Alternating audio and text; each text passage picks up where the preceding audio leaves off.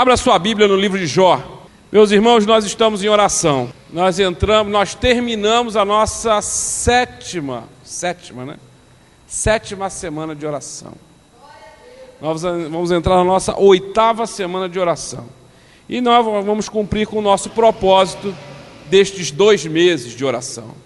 Então, se você ainda não esteve conosco, eis aqui o meu convite para que você possa estar conosco ainda em nome de Jesus, porque eu tenho certeza que Deus quer fazer algo na tua vida. Então compareça nessa última semana de oração. Última não, faltam 2, mas 2 semanas de oração, e eu tenho certeza que Deus tem uma grande bênção para a tua vida em nome de Jesus.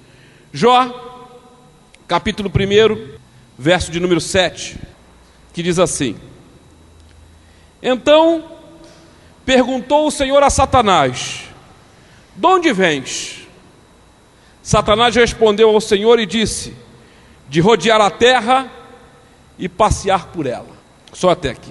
Satanás, ele faz as suas apostas. Ele aposta primeiro que nenhum de nós estamos aqui nessa noite ou servimos ao Senhor Jesus por livre e espontânea vontade, a não ser que nós tenhamos uma segunda intenção. Esta é a grande aposta de Satanás. Ele acredita que nós servimos a Deus e que nós somos crentes e que nós entregamos a nossa vida a Jesus porque no fundo temos uma segunda intenção. E ele aposta que um desvio bruto na nossa caminhada, na nossa vida, prova exatamente isto que ele acabou de afirmar, que nós só servimos a Jesus porque temos uma segunda intenção. Então ele acredita que se nós tivermos um problema na nossa vida, se houver um desvio bruto na nossa caminhada, nós vamos abrir mão de Jesus, nós vamos largar Jesus, nós vamos abandonar Jesus, porque houve um desvio brutal na nossa vida. E esse é um argumento simples, é um argumento que ele tenta impor, e ele diz o seguinte: que um homem só é bom, e ele só continua sendo bom, se tudo na vida lhe vai bem. Porque se alguma coisa na sua vida não lhe vai bem, ele deixa de ser bom. Esse é o argumento de Satanás. Esse é o argumento do inferno. Ele tenta de todas as maneiras provar que o homem só é bom se tudo na vida lhe vai bem. Porque se houver um desvio brutal na sua vida, no seu caminhar, ele deixa de ser bom. Ele passa a ser mau, ele vai abandonar a Deus. E ele tenta provar isso através da vida de Jó. Ele tenta demonstrar isso. Para o homem, para mim e para você, a prosperidade, as coisas naturais da vida, o crescer, o amadurecer, nos parecem uma coisa normal. É a vida seguindo o seu próprio fluxo. Mas quando alguma coisa no meio deste fluxo ele é quebrado, as coisas nos parecem perplexas.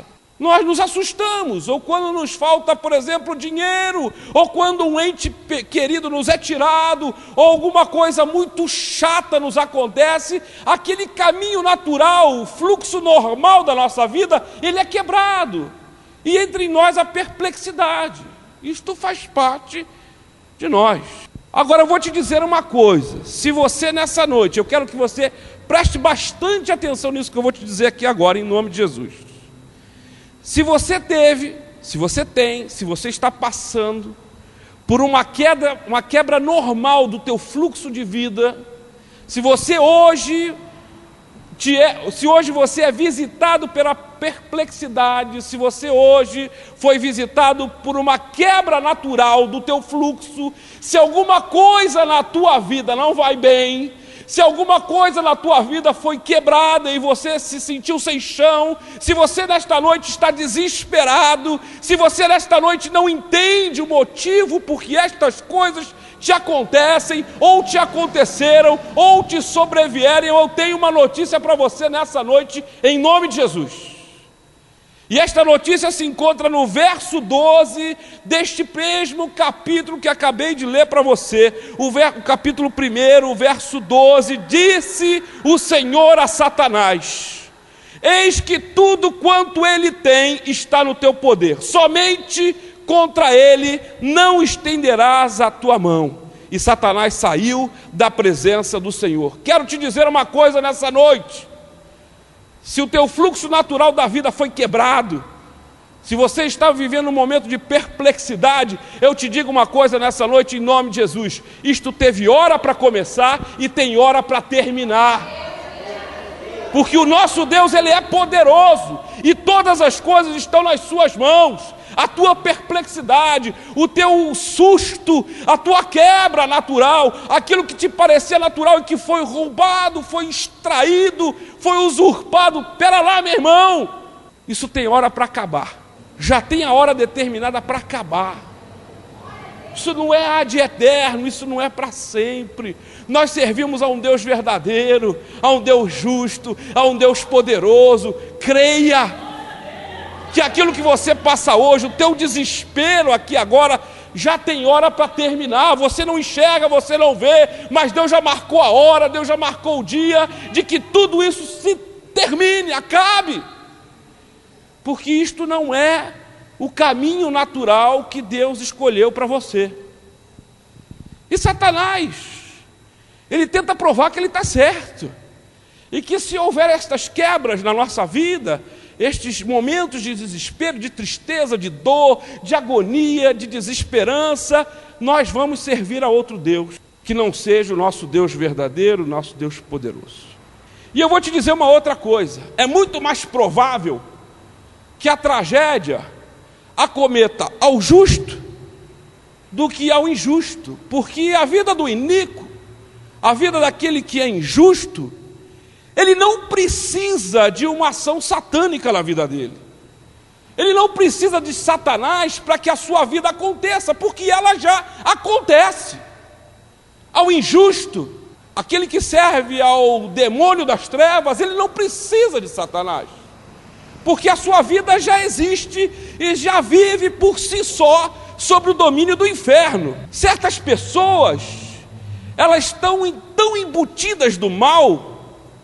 Certas pessoas, elas são de tal forma absorvidas pelo mal, que eu te digo uma coisa nessa noite: elas são o próprio diabo. Estas pessoas, elas tomaram de tal forma o mal para si, que elas são o próprio inferno.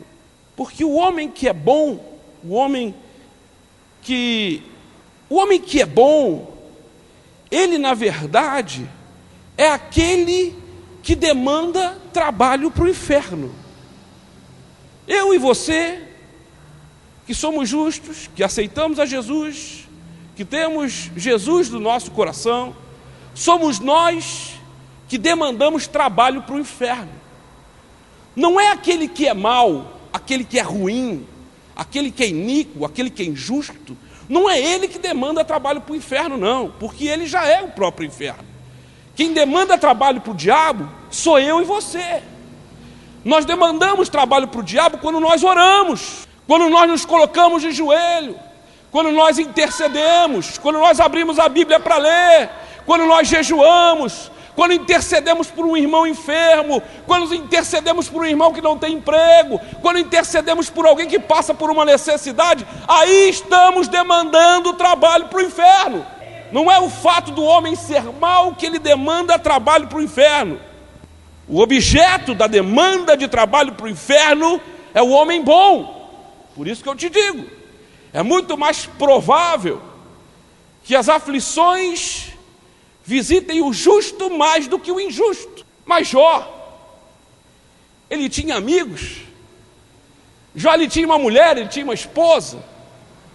Jó passava por um momento de aflição, um momento de uma quebra natural da sua vida. O fluxo da sua vida foi quebrado por catástrofes. Coisas terríveis aconteceram com Jó. Seus filhos se foram, suas filhas. Jó perdeu toda a sua cultura que eu digo, tudo que ele cultivava, todos os seus bois, suas jumentas, seus camelos, tudo que ele tinha foi embora, morreu, seus empregados morreram, suas casas desabaram. Jó teve uma quebra natural no seu fluxo normal de vida.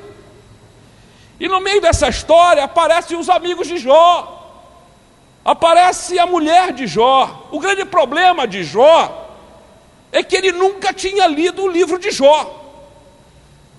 Porque se ele tivesse lido um dia o livro de Jó, ele saberia que ele era o objeto de demanda do inferno. Só que ele nunca leu.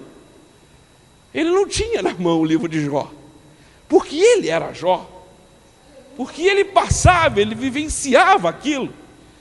Agora eu te faço uma pergunta: imagina você sendo contemporâneo de Jó, vivendo no tempo de Jó, amigo de Jó, conhecia Jó de outras jornadas de muito tempo, sabia que Jó era próspero, Jó tinha muito dinheiro, Jó era capaz. Será que você teria como refrear a sua língua?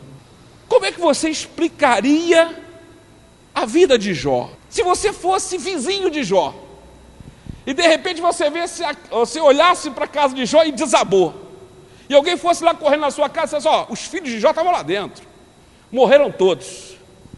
Olha, parece que está vindo um boato lá do norte que a terra se abriu e todo o rebanho de Jó, que era enorme, foi consumido pela terra. Misericórdia. Olha, parece que está vindo uma notícia lá do sul que diz que todos os empregados de Jó morreram. Misericórdia. Esse Jó deve ser muito ruim. Esse Jó deve ser o próprio diabo. Como é que você refrearia a tua língua? Como é que você falaria a respeito de Jó?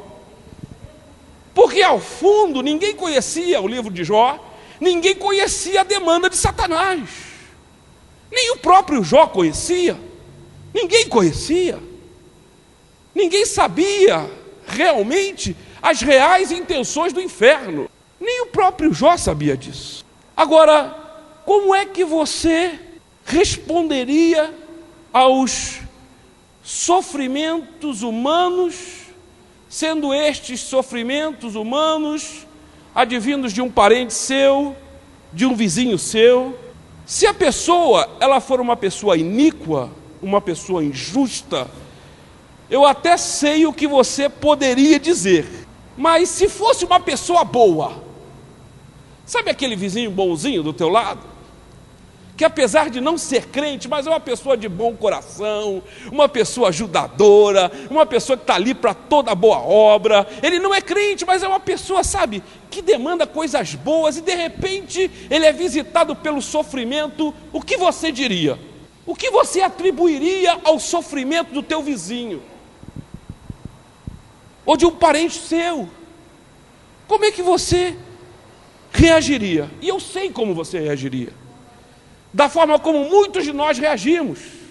A primeira coisa que nós diríamos é a seguinte: existe alguma coisa oculta aí. Tem alguma coisa por trás disso. Para ele estar passando por isso, a primeira coisa que o mundo diz é o seguinte: acho que ele atirou a pedra na cruz. Ele fez alguma coisa a má. Por isso ele está passando por esse sofrimento. Meu irmão, eu quero te dizer uma coisa. Você pode mudar a tua forma de pensar e crer que aquilo que acontece, que aconteceu com Jó e que acontece com pessoas boas, nada tem a ver com a maldade do homem, mas o grande problema dele é a sua própria bondade.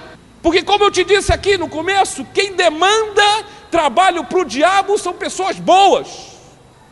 Quem demanda trabalho para o inferno somos nós cristãos. Quem demanda trabalho para o inferno é aquele que aceita Jesus. Logo, é muito mais simples entender que é muito mais fácil que as adversidades visitem ao justo do que ao injusto.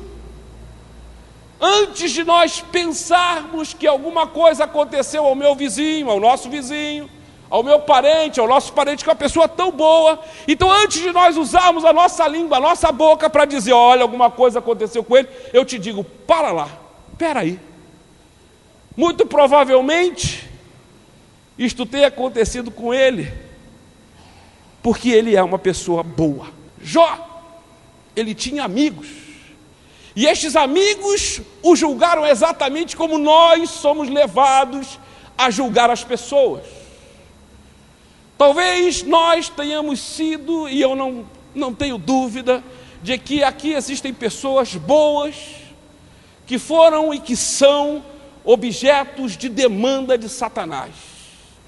Exatamente por você ter um bom coração, exatamente por você ser uma pessoa amorosa, uma pessoa carinhosa, você demanda trabalho para o inferno. E ele vai tentar de todas as maneiras provar que mais cedo ou mais tarde você vai largar de Jesus. Você é objeto das demandas do inferno porque você é uma pessoa boa, porque você é uma pessoa de coração.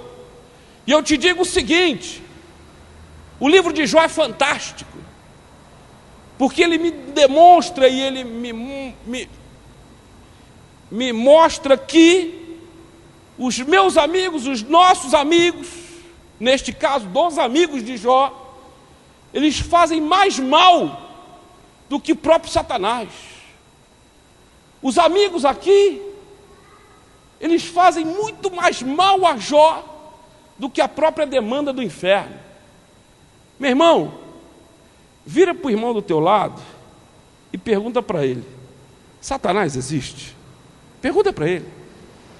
Pergunta mesmo: Satanás existe? Porque eu vou te dizer uma coisa. Eu vou falar uma coisa para você. Nós temos uma interpretação errada de quem é o capiroto. Nós temos uma impressão errada de quem é o chifrudo que tem um rabinho em forma de seta.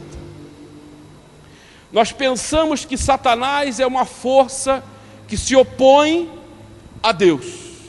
Nós pensamos que Satanás é uma força que está no mesmo nível que o nosso Criador. E estamos completamente errados quando pensamos em Satanás e a respeito disso. O único ser que não foi criado é o próprio Deus. Mas Satanás, ele foi criado e ele era um anjo de luz. E por querer se tornar tão grande quanto Deus, ele foi destituído dos céus junto com seus anjos, junto com aqueles que estavam com ele. Logo, Satanás não é um Deus. Satanás, ele era um anjo de luz e que foi destituído dos céus e passou a habitar no inferno. Creio também que os anjos, assim como creio que alguns deles abusaram do livre-arbítrio, e Satanás e seus anjos foram alguns deles. Logo, Satanás está numa equivalência ao anjo Miguel. Tanto é que, quando ele teve que contender, ele contendeu com quem? Com Miguel. Ele não saiu para lutar com Deus. Satanás, ele foi a contender, a lutar com Miguel. Ele era um anjo de luz. Ele não é uma força oposicionista a Deus. Não é. Ele é um anjo destituído, que caiu e trouxe com ele uma boa parte dos anjos. E ele tenta mostrar de todas as maneiras que nós, a nossa raça, a raça humana, é extremamente egoísta no que diz a louvar a Deus, porque nós só o louvamos porque temos no fundo outras intenções. Anjos maus são semelhantes a homens maus, que são práticos e que agem baseado em alguns princípios. E o primeiro princípio dele é o princípio do medo e da punição.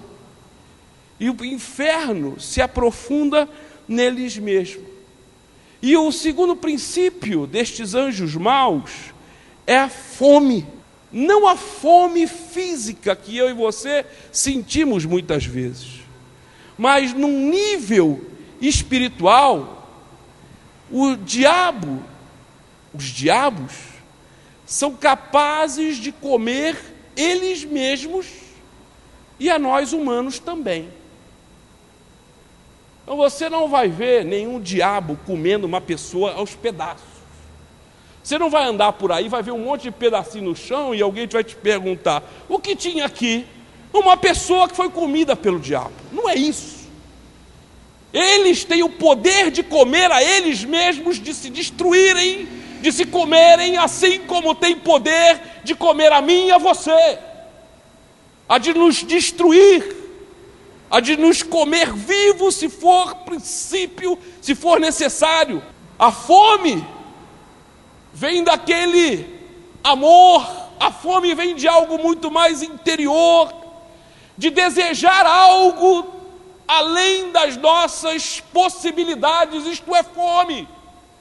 Quando nós queremos ter alguma coisa que nós não conseguimos ter, isto é fome.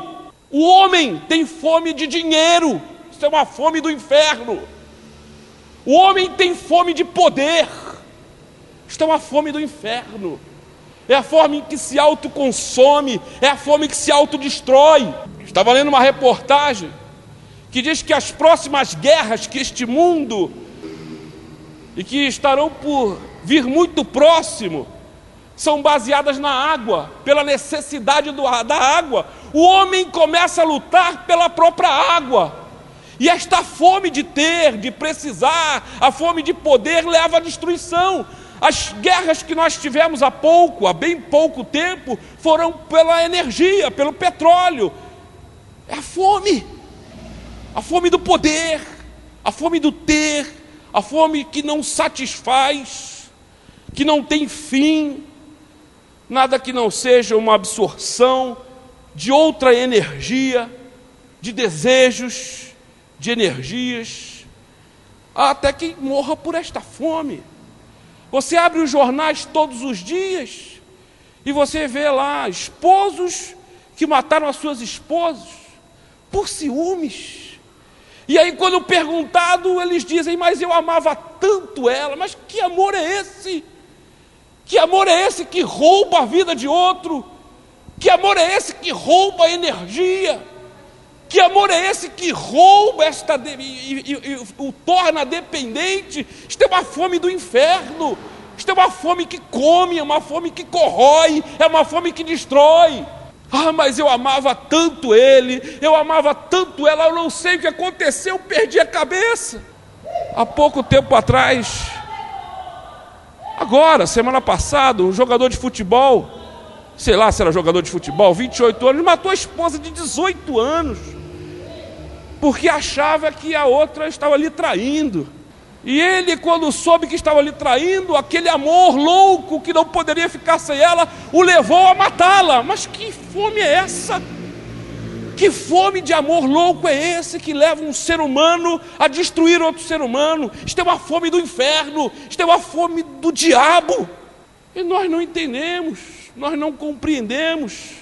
O diabo, meu irmão, ele sabe muito bem possuir sem ser sentido.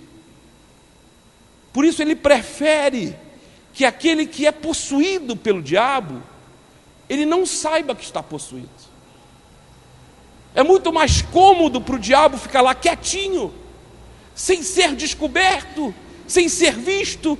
Ele não precisa fazer alarde, ele só tem que ficar lá, ele só tem que ficar comendo e consumindo. Daí, os amigos de Jó, na prática, cumprirem um papel mais satânico do que o próprio diabo. Satanás, quando em uma pessoa, ele come, meus irmãos, de dentro para fora. Ele fica quieto, ele não quer aparecer. É por isso que quando nós nos deparamos com alguma coisa terrível, alguma coisa que nos espanta, nós dizemos assim: mas como? Ele me parecia um homem de Deus, ele me parecia uma mulher de Deus, mas como é que isto aconteceu? Não é como isto aconteceu. Ele era diabo, ele sabia que era diabo, o diabo estava lá e quietinho, ele não quer aparecer. Nós é que somos tolos e achamos que o diabo vai aparecer de capa preta, todo vestido de vermelho, de chifrinho, rabinho balançando, um tridente na mão. Ele não quer isso. Ele quer fazer morada no coração do ser humano consumi-lo de dentro para fora, e se possível consumir a outro e a outro, sem aparecer. Daí os amigos de Jó serem mais satânicos para Jó do que o próprio diabo, visto que muitos tentam buscar realizar os seus próprios desejos, muitos buscam a sua própria verdade. E eu vou te dizer uma coisa sem medo de errar, meu irmão: quando alguém tenta buscar a sua própria verdade, quando alguém tenta buscar a sua própria certeza, quando alguém tenta buscar satisfazer o seu próprio desejo, cuidado, meu irmão, porque muito provavelmente há um diabo morando em você. A verdade é essa: fora de Cristo não há salvação. A verdade está aqui escrita para mim e para você. Sem Jesus não há salvação na nossa vida. Sem Jesus não há solução. Se houve uma quebra da tua vida natural, eu te digo nessa noite, sem medo de errar, Jesus é o único capaz de restabelecer na tua vida toda a normalidade. Isto é verdade. Ele é o único capaz de curar você nessa noite, é o único capaz de fazer isso, de restabelecer todos os teus sentimentos. Agora, se você busca a tua verdade por você mesmo, se você busca realizar os teus próprios desejos, muito provavelmente você está sendo carcomido por dentro, corroído por dentro, por um Satanás que tenta mostrar que você é a verdade. Isto é o mal do nosso século. Isto só aumenta. Qual é a diferença daquele que comete adultério para aquele que murmura? Qual é a diferença? Nenhuma. Nenhuma. Mas nós, baseados na nossa própria certeza, baseados nos nossos próprios padrões morais, na nossa igreja, na igreja, nós somos capazes de afastar aquele que adultera, mas jamais aquele que murmura. Mas a palavra de Deus diz que a murmuração, por exemplo, é como um pecado de feitiçaria, e os feiticeiros não herdarão o reino dos céus. Qual é a diferença? Nenhuma. Mas baseado em padrões morais, nós queremos rechaçar aquele que é adúltero, mas não aquele que murmura. Por quê? Baseado em quê?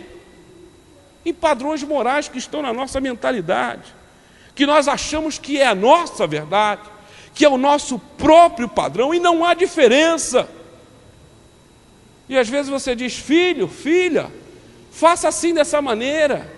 Meu irmão, você vai quebrar a cara se você for por este caminho. Não, pastor, eu vou fazer da minha maneira. Então faça. E aí chega lá na frente, quebra a cara, e aí não tem nem coragem de dizer: pastor, quebrei a cara. Mas eu já sei, eu já sabia onde é que ia dar. Eu, há 2 semanas atrás, eu creio, ou 1 semana atrás, eu disse aos jovens aqui: respeite os cabelos brancos do seu pai, da sua mãe. Ah, mas ele não sabe o que diz. Ih, já passou da idade, aquilo era outra época. Meu irmão, os cabelos brancos do seu pai, da sua mãe, estão dizendo que eles já viram muitas coisas que você ainda não viu. Eles sabem enfrentar situações que você ainda não enfrentou. Então calma lá, antes de você dizer que o velho ou a velha não sabe de nada, muito cuidado, porque aquilo ali é sabedoria.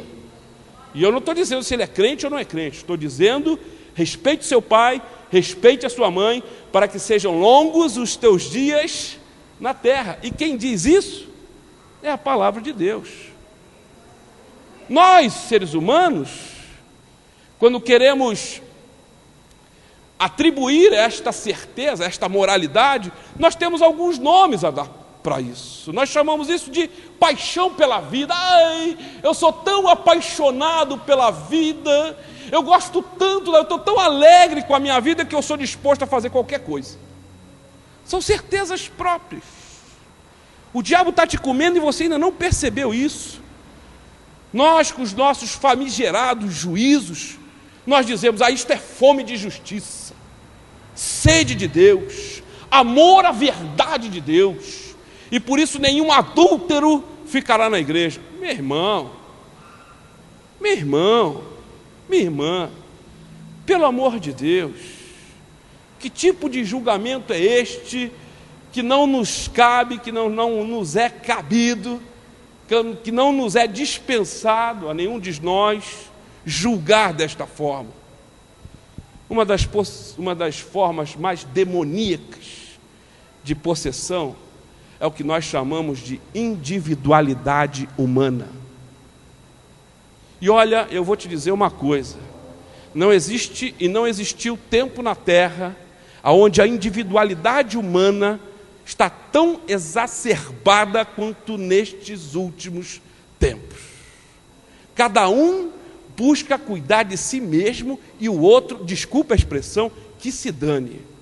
Cada um busca cuidar do seu próprio nariz e o meu próximo, quanto menos próximo de mim, melhor, porque não me perturba.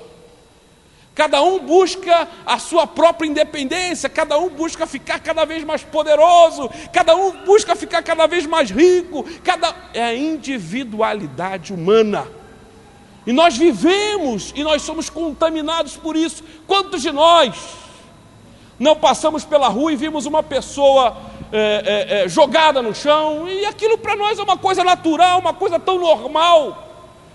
Nós vemos uma criança no trânsito pedindo esmola e aquilo é tão natural, é tão normal. Nós fechamos o vidro, nós não damos atenção, mas aquilo está lá, isso é individualidade. Talvez você até me diga: pastor, eu não posso fazer nada por ele. Eu posso entender isso. Eu entendo isso, porque eu também me corroo por dentro e digo: o que eu poderia fazer? Às vezes eu vejo uma mãe com uma criança no colo, pedindo, mendigando num sinal. E a minha vontade, o meu desejo é dizer para aquela mãe: quer me dar a criança, eu levo embora. Se esse é o teu grande problema, me dá a criança para cá que eu levo para casa. Não tem problema nenhum. É que muito provavelmente vai anotar a placa do meu carro e vai dizer que eu sequestrei a criança. E a polícia vai lá em casa me prender junto com meus filhos, minha mulher, vai ser uma confusão só. Porque até nisso a esperteza e a individualidade humana vai a esse ponto. Mas minha vontade é: me dar a criança que eu levo para casa. Eu cuido, eu adoto, passa a ser meu filho, eu registro. Não tem problema nenhum. Mas dói. E muitos de nós vemos isso todos os dias, mas é melhor nem pensar. Então eu fico olhando, às vezes no trânsito, alguém pedindo esmola, tem gente que olha para o lado, tem gente que olha para baixo, tem gente que nem olha, fica só assim. Mas até para parar para pensar, dói. É impossível que você não sinta alguma coisa quando você vê uma situação como essa.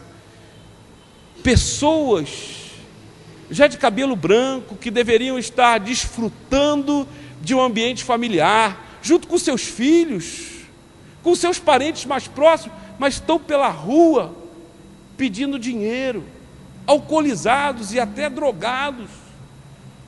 Eu não sei se isso dói em você, mas em mim dói. E a individualidade humana tem sido a forma mais radical de possessão do ser humano.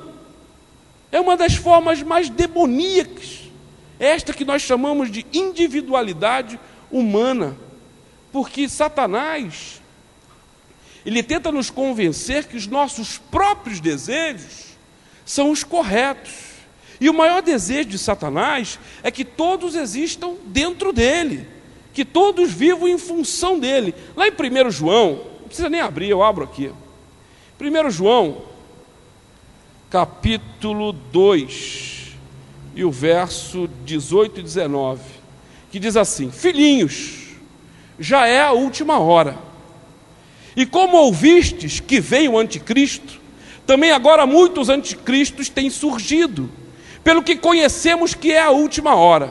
Eles saíram de nosso meio, entretanto não eram dos nossos, porque se tivessem sido dos nossos, teriam permanecido conosco. Todavia eles se foram, para que ficasse manifesto que nenhum deles é do nosso.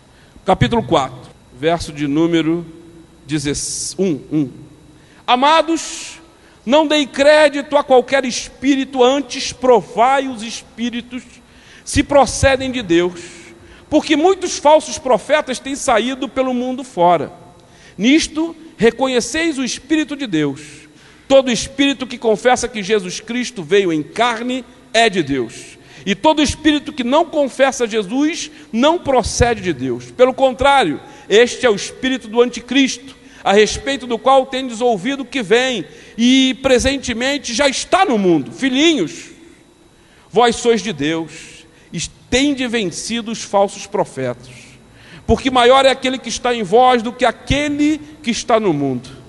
Eles procedem do mundo, por essa razão falam da parte do mundo e o mundo os ouve. Nós somos de Deus. Aquele que conhece a Deus nos ouve, aquele que não é da parte de Deus não nos ouve.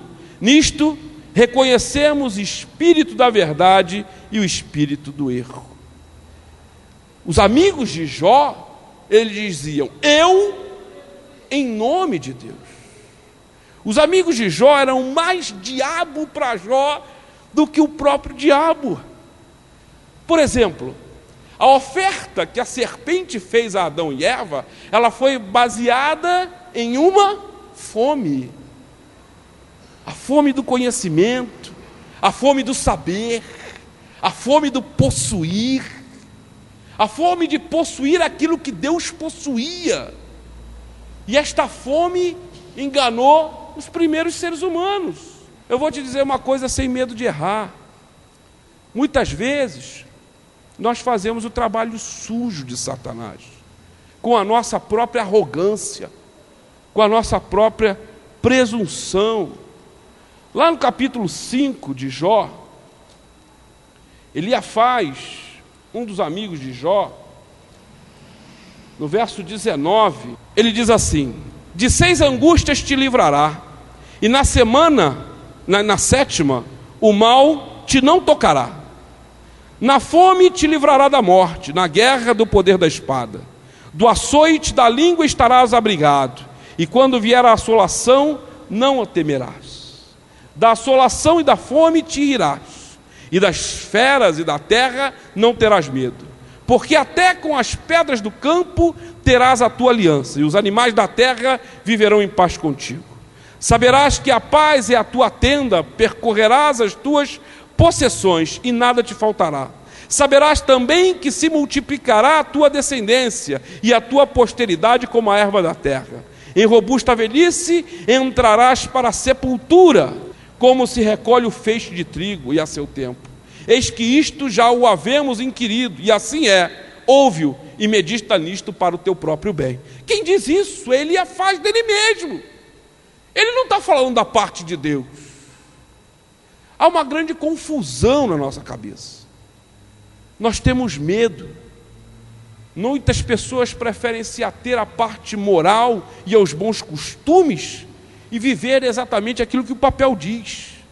Muitos de nós temos medo da dor, temos medo do suor, temos medo do sangue.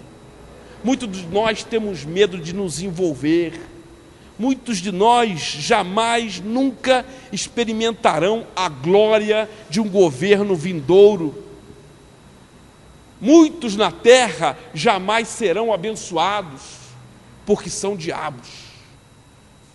Muitos de nossos amigos, a qual nós clamamos, nós pedimos a Deus que os abençoe, eles jamais serão abençoados, porque eles próprios são diabos.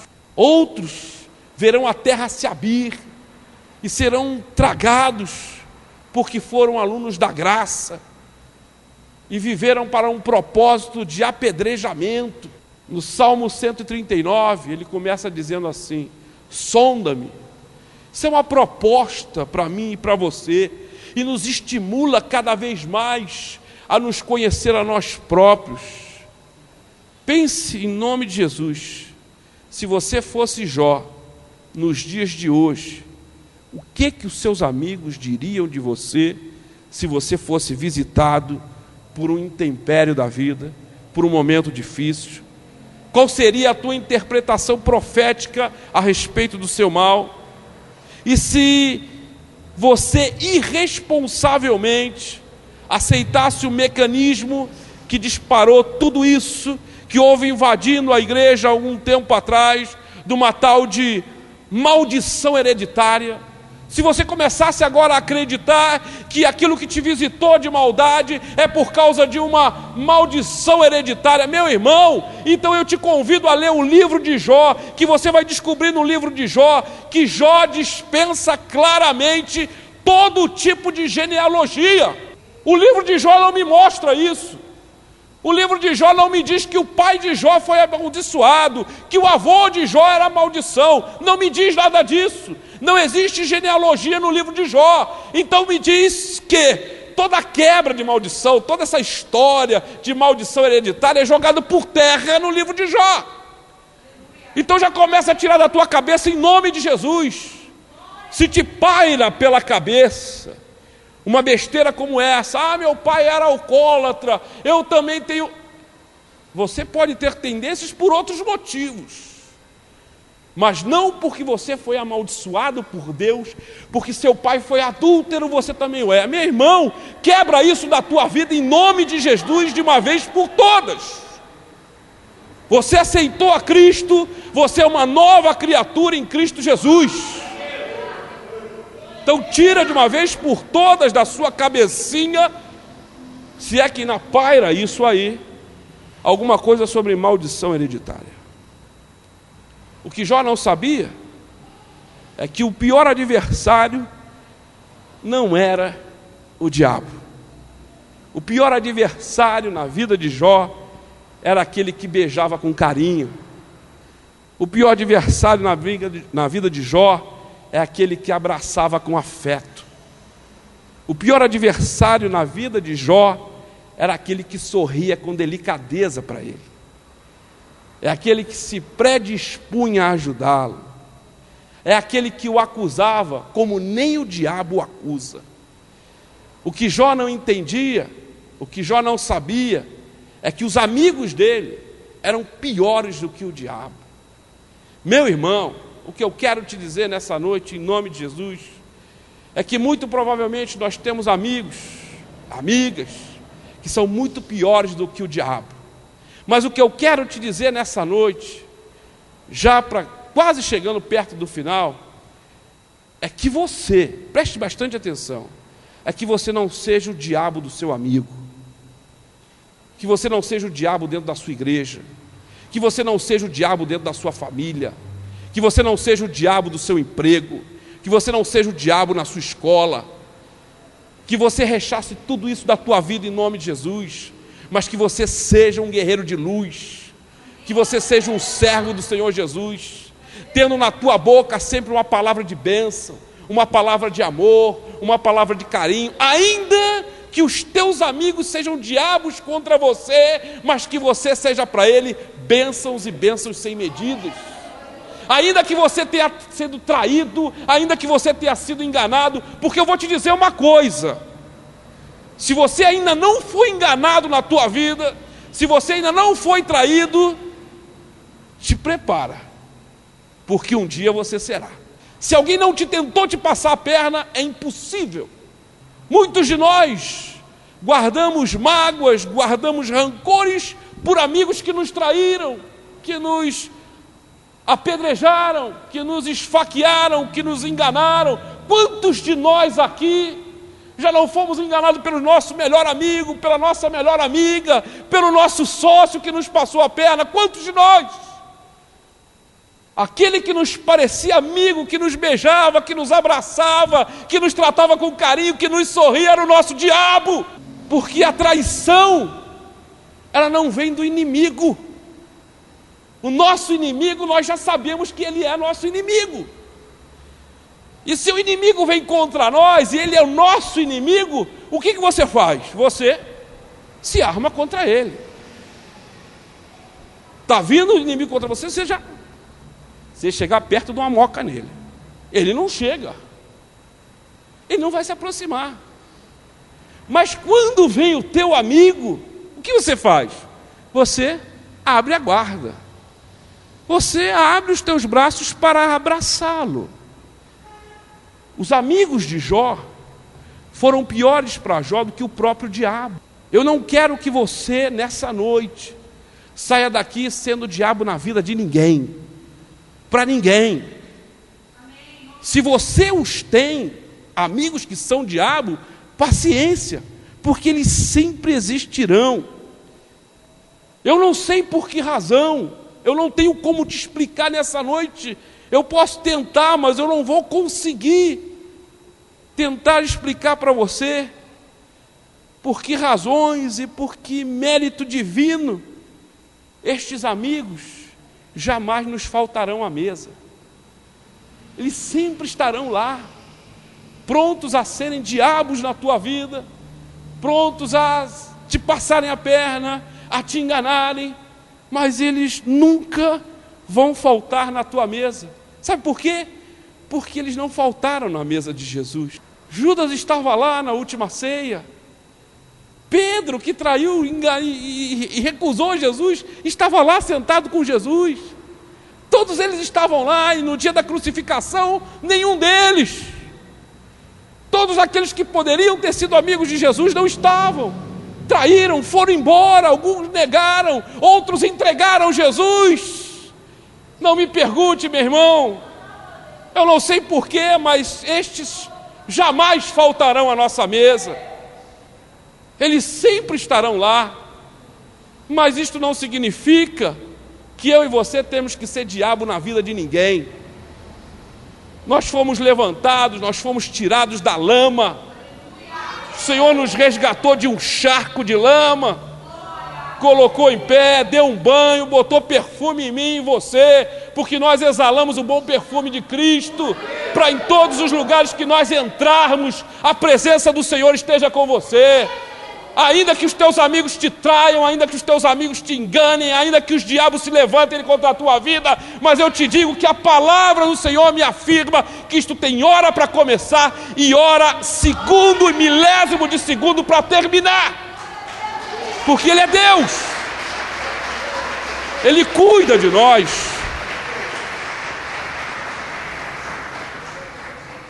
Nós fazemos uma grande confusão.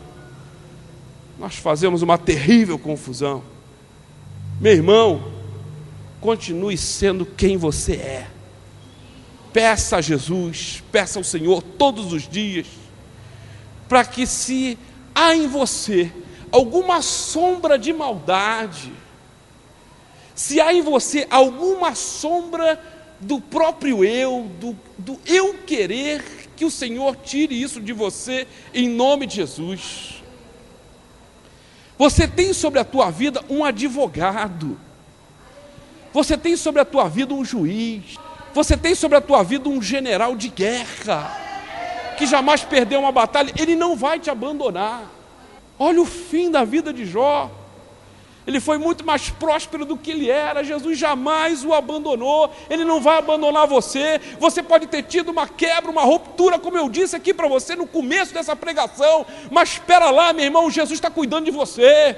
Calma lá, não tente agir como o diabo na vida de alguém. Se levantaram, se caluniaram você, se falaram mal, se te enganaram, entrega nas mãos do Senhor, porque Ele há de guerrear por você. Ele vai advogar a tua causa, Ele vai julgar a tua causa. E se encontrar em você um coração justo, um coração limpo, um coração de adorador, meu irmão, quem é nesta terra que vai se levantar contra a tua vida? Não há poder contra você, não há homem que possa se levantar, não há o que possa ir contra a tua vida, porque o Deus poderoso, o meu Jeová, o nosso general de guerra, está intercedendo em favor da tua vida.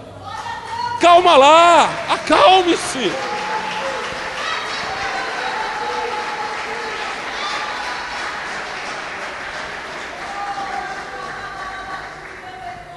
Seja um servo de Jesus, seja um servo do Senhor. Talvez você nessa noite esteja desesperado, talvez você não tenha solução, você não encontra a saída. E agora, pastor? E agora o que eu faço? Me caluniaram, estão falando mal de mim. Fica tranquilo, entrega nas mãos de Jesus, confia nele, e Ele tudo mais o fará. Não seja diabo na vida de ninguém. Se são muitos na tua vida, fique em paz, fique em paz. porque isso já vai acabar já já. Pense nisso em nome de Jesus. Deus te abençoe.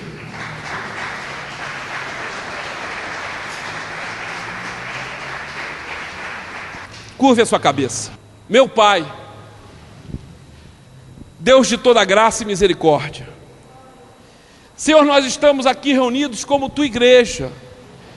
Senhor, nós estamos aqui reunidos nessa noite para te dizer, Senhor, que nós bendizemos o teu nome, glorificamos a tua presença e te agradecemos, Senhor, ó Pai, porque um dia tu nos tiraste de um charco de lama e nos colocaste diante de ti, Senhor. Tu nos deu um tratamento, tu nos limpou, tu nos lavou, e ainda, Senhor, ó Pai, que não fôssemos dignos de estar diante de ti, Senhor, tu nos amou primeiro. Nós estamos aqui reunidos, Pai, porque queremos te pedir nessa noite. Nós não queremos ser diabos na vida de ninguém. Eu não quero, Senhor, ser diabo na vida do meu amigo. Eu não quero, Senhor, ser diabo na vida do meu irmão. Eu não quero, Senhor, ser diabo na minha família. Eu não quero, Senhor, ser diabo no lugar onde moro, para os meus vizinhos. Meu Pai, eu quero ser um servo de um Senhor Altíssimo. Eu quero ser servo de Ti, Senhor. Pai, Senhor, a Tua igreja quer ser usada por Ti. Por isso usa os Teus filhos e Tuas filhas, Senhor, para levar a Tua palavra que é verdade. Senhor, que nesta noite possamos sair daqui com o nosso coração cheio do Teu amor, cheio da Tua gratidão, Senhor, que nós possamos sentir a dor que Tu sente, que nós possamos sentir a piedade que Tu sente, Senhor. Nós queremos amar como Tu amas, Senhor. Meu Pai, que o Teu filho, que a Tua filha possa ser ajudador, possa ser companheiro, possa ser amigo. Talvez nós tenhamos vergonha de falar, mas Pai, coloca as palavras nos lábios dos Teus filhos. Coloca sabedoria, Senhor, sobre este coração. Eu te peço, meu Pai, envia o necessitado até o Teu filho, Pai. Envia o necessitado até a Tua filha, Senhor. Porque eu creio, meu Pai, que nesta noite Tu estás capacitando cada um deles aqui, independente de cada idade, a ser instrumento Teu. E eu verei, Senhor, o enfermo correr até a Tua filha, e a Tua filha com imposição de mãos expulsar todo o demônio da enfermidade. Senhor, eu verei o Teu filho aconselhando a este casal que acha que não tem mais jeito para a sua vida. Eu verei jovens desestimulando outros jovens a jamais entrarem no caminho das drogas, porque Tu és capaz de usá-los, Senhor. E nesta noite nós estamos aqui, Senhor, com o nosso coração aberto para Te pedir, Senhor, que nós queremos ser Teus servos. Nós queremos ser usados por Ti da forma como Tu queres, da forma, Senhor, que Tu nos capacita, que Tu nos capacitou. Mas, Senhor, eu não quero ser diabo na vida de ninguém. Eu não quero trair ninguém. Eu não quero enganar ninguém. Eu não quero mentir para o meu irmão. Eu não quero murmurar do meu irmão. Senhor, eu quero ser verdadeiro. O Teu filho quer ser verdadeiro. A Tua igreja quer ser verdadeira. Nós não queremos ser diabos deste século. Nós queremos, Senhor, ser Teus servos. Por isso, nessa noite eu Te peço em nome de Jesus, derrama, Senhor, o Teu Espírito sobre cada vida aqui. Encha, Senhor, este coração. Encha, Senhor, este vaso do Teu azeite. Encha, Senhor, a Tua igreja dos Teus dons. Derrama o Teu Espírito. Encha a Tua igreja. Encha a vida do Teu filho. Vai derramando sobre a vida dele, porque Tu és poderoso. Vai enchendo, Senhor, a Tua igreja. Vai usando a Tua igreja. Vai, Senhor, mudando pensamentos. Vai tirando o nosso eu. Vai enchendo-no, Senhor, do Teu Espírito. Alabaxubianda, alabaxubalábia. Riba, alabaxuba, alabaxaia. Rebelebeleba, alabaxuba. Labachubianda, labachobalávia, rebelebeleba, labachubalabachaya, telebelebeleba, labachubianda, alabachubianda, labachobalávia. Vai derramando, vai enchendo o teu filho, vai enchendo a tua filha, Senhor. Que a partir de hoje eu creio em nome de Jesus, coisas extraordinárias, ó Pai, vão começar a acontecer na vida dele. Coisas extraordinárias vão começar a acontecer na vida dela. Tu vai usá-lo, tu vai usá-la para a honra e glória do nome de Jesus. Menos eu, mais de ti, Senhor. Menos de nós, mais de ti, Senhor. Encha a tua igreja, encha o teu filho, Senhor. Cuida de cada um deles. Contempla, Senhor, a sua necessidade. Contempla, Senhor, a sua angústia. Eu te peço nessa noite, traz a vida do teu filho, traz a vida da tua filha a toda normalidade agora, porque nós vamos provar a Satanás que nós servimos a Jesus porque nós o amamos. Nós não temos segunda intenção, porque nós reconhecemos que éramos pecadores e que precisávamos de Jesus, porque Ele restabeleceu a nossa vida. Por isso eu te peço, Senhor, nesta noite, faz uma obra na vida dos teus filhos, e que isto seja para a honra e para a glória do nome de Jesus, e que todos digam amém. As tuas palmas louvam o nome do Todo-Poderoso.